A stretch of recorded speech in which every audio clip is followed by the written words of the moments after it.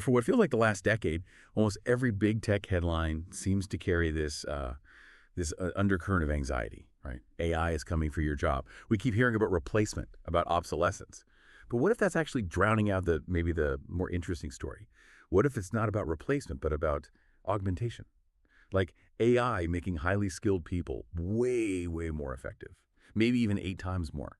So today we're doing a deep dive. We're looking at source material coming out of Israel, the startup nation, to see how they're actually building these new models, human AI collaboration it's reshaping talent, reshaping work, not just there, but globally. That distinction is absolutely key. Moving from sort of replacement fear to an augmentation strategy. That's the paradigm shift we're seeing, and the research is pretty clear. The biggest value from AI isn't really full autonomy, not yet anyway. It's about amplifying what humans can do. There was a piece in Harvard Business Review, I recall, saying something like, AI-first leadership is crucial. And that means leaders, well, they have to totally reimagine how human experts and machine intelligence actually work together. It's not just about, installing new software. It's much deeper. It's about restructuring entire processes. Absolutely. So yeah, our mission today is let's look at some concrete examples of this symbiotic relationship. We got 2 really interesting case studies, both well-funded. And then let's figure out, okay, what specific skills do you need to actually thrive in this augmented future? Okay, so first, that symbiotic relationship, what does it actually look like? Well, the research seems to confirm they have complementary skills, humans and machines. AI, great at spotting patterns, crunching huge amounts of data, doing repetitive stuff, the perfect workhorse. Mm-hmm. And that frees us up. It frees up humans to focus on things machines, let's be honest, they still can't really touch. We're talking genuine creativity, emotional intelligence, complex reasoning, ethical judgment, that spark of innovation that defines a field. There was one study, I think, drawing on Salesforce research, highlighting exactly that, these unique human skills that machine learning just fundamentally can't replicate. So what's the takeaway for you, the listener, the learner? It really demands a fundamental shift in how you think about it. The companies succeeding, they're not seeing AI as just a tool to cut costs. No, they see it as an enabler of human potential. And that means real investment. Training people, redesigning jobs so they actually leverage the strengths of both the person and the AI they're working with. Right. And that takes us straight into our first case study. It's a perfect example, I think, of taking a very traditional, often painstaking field architecture and just turbocharging it. Let's talk about SWAPP. It's an Israeli company. Okay, so what SWAPP does is it uses this AI platform that integrates with human architects. The goal, automate the really tedious documentation and modeling tasks. They're very clear. Let the architects focus on the design, the vision, the innovation. And here's the number that really made me pause. Our sources point out that producing construction documents, the detailed specs to actually get something built, that typically eats up 60% of a highly trained architect's time. Break 60? 60. 60%. Yeah, think about that. That's like 2/3 of their week spent on repetitive, rule-based work. SWAPP saw that massive inefficiency, and they said, okay, that's the perfect target for augmentation. High value, high impact. 60%. Yeah. That's just staggering inefficiency. I mean, if AI handles that, okay, huge gain. But let's be real. If you cut a workload by 8-fold, which one firm, MYS Architects, reported doing, it's an 8-fold reduction. An 8-fold reduction in manual workload. That sounds amazing for the company, bottom line, but for the architect, doesn't that still sound like your job is disappearing, just maybe a bit slower? How do the sources tackle that fear? That's exactly the right question. And sources are quite careful here. They distinguish between task replacement and job replacement. SWAPP is replacing the task, the tedious task, of drafting documents. But it's arguably creating a new, higher-level job, the augmented architect. That 8-fold reduction, it doesn't mean firing architects. It means one architect can now handle 8 times the complexity, or maybe 8 times the number of creative projects. Oh. So the architect gets elevated, from primarily a draftsman to more of a creative director or project manager overseeing complex systems. And the investors, they see it too. That $11.5 million Series A funding for SWAPP, they're betting on the higher value human output that this enables, not just the automation itself. Okay, that's a compelling argument for augmentation focusing on efficiency. But collaboration isn't just about speed, right? It's also got to be about integrity, about ethics, especially in creative fields. Which brings us nicely to our second case study, BRIA. Right, BRIA. They're tackling head-on this huge trust issue that often comes up with generative AI. Their mission is what they call responsible visual generative AI for enterprises. And what's really interesting is their core commitment. They train their AI models only on licensed data. That means art, photos, where the original creators have been properly paid. So addressing the compensation issue directly. Exactly. It tackles that massive ethical and legal gray area that plagues a lot of generative AI right now, ensures creators get compensated. And building that trust has to be crucial, especially if you're generating images for big corporate clients. Yeah. Clearly it's working. They raised, what, $24 million in their Series A? 24 million, yeah. Shows there's real market demand for ethically sourced AI tools. So how does the collaboration work there? Is the AI the artist? No, and that's the key. In BRIA's model, the AI is more like a creative partner. It offers super fast iterations, lots of visual options, diverse styles. But the human designer, they stay firmly in control. They do the concept, the art direction, and crucially, they make the final selection. The AI suggests, the human decides.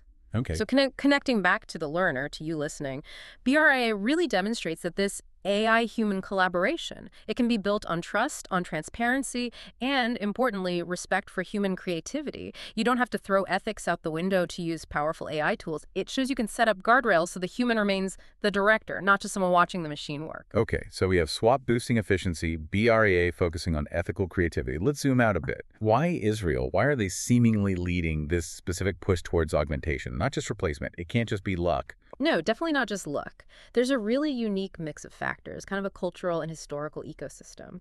First, there's this deep societal familiarity with high-stakes human-machine teaming. A lot of it comes from the military background, frankly. When your success or even survival depends on people working effectively with complex tech-think drone operators, cyber teams, that builds a different kind of cultural baseline. AI partnership is seen as essential, maybe less as an employment threat. Interesting point. Second, you have that famous startup culture. It's aggressive, it demands super fast iteration, constant feedback from users, and a very, very pragmatic approach to solving problems. Israeli companies tend to zero in on specific defined pain points, like that 60% drafting nightmare in architecture. Right. They're incentivized to build tools that deliver real, immediate value, tools that collaborate, rather than just chasing, pure AI for its own sake. Culturally, I think they see AI collaboration as a massive opportunity. Yeah. And that culture must directly influence the kind of talent coming out of the country. This shift, it demands what some research calls hybrid skill sets. I saw research from Organization Science highlighting, I think, 4 key competencies that become way more valuable when AI is in the mix.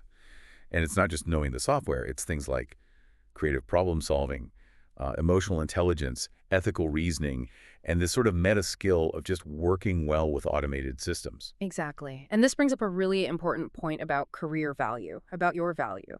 Professionals who can genuinely collaborate with AI, who blend deep expertise in their field with tech fluency, they're becoming the most valuable people out there globally. And because Israeli talent often gets earlier exposure to these kinds of successful collaboration platforms like SWAPP, like BRA, they're building these skills ahead of the curve sometimes. That makes them very attractive internationally. Right. And when we talk about, say, ethical reasoning, it's not just about following rules. It's about that deeper thinking. Okay, the AI can generate this image, but should we use it? What are the implications? That's complex human judgment. You can't automate that away. Okay, so if you're listening to this, how do you actually translate this innovation, this Israeli model maybe, into an advantage for your own career or maybe for your organization? The sources seem to point to 3 immediate strategic opportunities. First, you get access to advanced expertise, and not just technical know-how, but that crucial organizational change management piece. These companies have navigated how to integrate these powerful tools without causing chaos.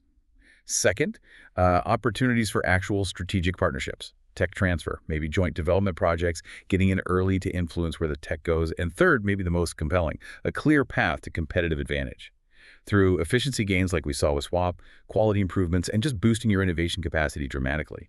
That 8-fold reduction example is pretty powerful. Yeah. And if we were to map out a strategy based on what seems to work, organizations and even individuals should probably focus on 3 clear steps for implementation. 1, phase strategies are key. Avoid those huge, risky, boil-the-ocean transformation projects. Instead, start smaller. Pilot projects tackling specific, well-defined pain points. Mirror that pragmatic Israeli approach. Solve a real problem first. So start small, prove value. Makes sense. 2, prioritize talent. But focus on developing and acquiring talent with collaboration skills, not just pure technical chops. You need people who can take the AI's output and elevate it, integrate it, critique it, not just code the machine. And for you, the listener, this means actively demonstrating those collaboration skills in your work. Show how you used an AI tool successfully, ethically, creatively. That's your value add. And 3, focus hard on the organizational culture and the change management.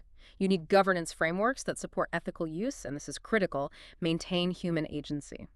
Humans need to be in the driver's seat for key decisions. The AI serves the human goal. It doesn't get to define it. So the big takeaway from our deep dive today feels pretty clear. The future of work, it really isn't AI versus humans. It's about building these incredibly effective human-AI partnerships.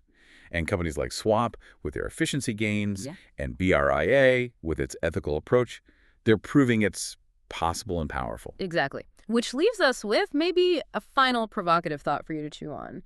If this ability to collaborate effectively with intelligent systems becomes the fundamental professional skill, the ultimate meta skill, then which specific human capability becomes the most critical for us to keep our leadership role in that partnership?